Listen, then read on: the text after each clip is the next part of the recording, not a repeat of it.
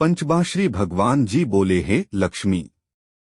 5वें अध्याय का महात्म्य सुन। एक ब्राह्मण पिंगल नाम का अपने धर्म से भ्रष्ट हुआ। वह कुसंग में बैठे मच्छी मांस खावे, मदरापन कर जुआ खेले। तब उस ब्राह्मण को भाईचारे में से छेक दिया। तब वह किसी और नगर में चला गया। दैवयोग कर पिंगल एक राजा के यहाँ नौकर हो गया। राजा के पास और लोगों की चुगलियां किया करे। जब बहुत दिन बीते तब वह धनवनत हो गया। तब उसने अपना विवाह कर लिया, पर स्त्री व्यभिचारिणी आई।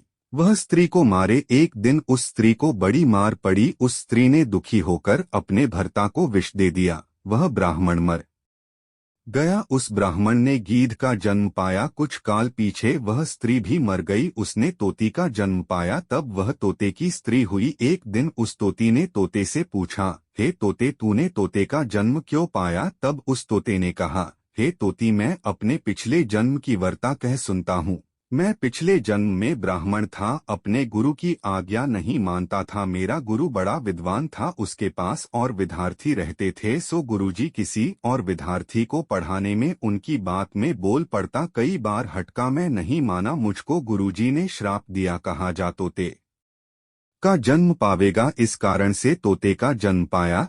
अब तू कह, किस कारण से तोती हुई? उसने कहा, मैं पिछले जन्म ब्राह्मणी थी। जब ब्याही आई तब भर्ता की आज्ञा नहीं मानती थी। भर्ता ने मुझको मारा। एक दिन मैंने भर्ता को विष दिया, वह मर गया। जब मेरी देह छूटी तब बड़े नरक में मुझे गिराया कि नरक भुगतवाकर अब मेरा तोती का जन्म हुआ। तोते ने सुनकर कहा, तू बुरी है जिसने अपने भर्ता को विष दिया। तोती ने कहा, नरकों के दुख भी तो मैंने ही सहे हैं। अब तो मैं तुझे भर्ता जानती हूँ। एक दिन वह तोती वन में बैठी थी। वह गीध आया।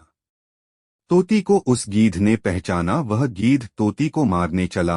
आगे तोती, पीछे गीध जाते। दो तोते एक शमशान भूमि में थककर गिर पड़ी। वहां एक साधु का दाह हुआ था। साधु की खोपड़ी वर्षों के जल के साथ भरी हुई पड़ी थी। उसमें गिरी। इतने में गीध आया, उस तोती को मारने लगा। उस खोपड़ी के जल के साथ उनकी देह धोई गई और आपस में लड़ते लड़ते मर गए। अधम देह में छूटकर देवदेही पाई। विमान आए और बैठकर बैकुंठ को गए।